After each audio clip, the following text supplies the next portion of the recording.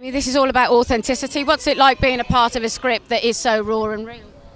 It's a privilege, and even beyond the script, Arash wrote brilliant words for us, but Matt Heineman, our director, who's all about the truth. That's what he's done for a living as documentary maker.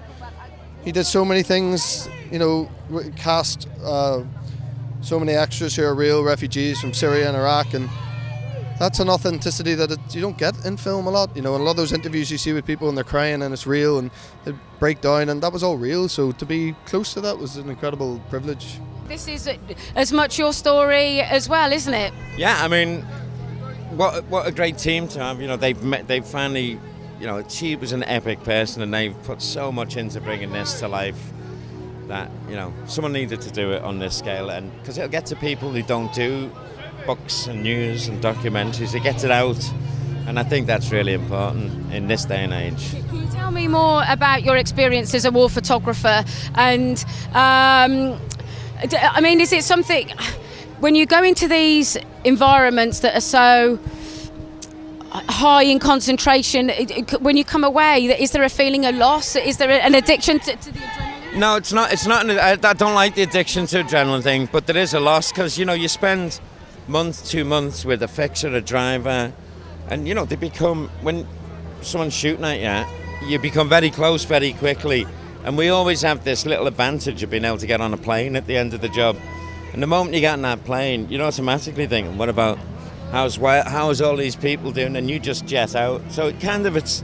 easier going there and getting into it than it is coming back, stepping back into our world. Yeah. And you're still reporting now. Is the motivation for you doing what you did back then the same as you do today? Yeah, well, I mean, I have spent a fair bit of time on. We got the other film out, the documentary Under the Wire, and so I worked on that for years. And this one, and I guess once this kind of rush of the movies comes out, then I have to think about doing something useful again. This is an incredible script, isn't it? And everything about what she was about authenticity. So I imagine when you were researching and writing this, that was really at the heart of the screenplay. I mean, research was the underpinning of the entire script and the entire process. I mean, I started on this 6 years ago. I began by contacting Marie Brenner, who wrote the Vanity Fair article, and she had done an incredible amount of research, interviews, tapes, boxes of paper, everything that you can imagine. So I holed up in New York with her. I then visited the family, Marie's family, which is it was a year after Marie had died. So it was all very, very real and recent.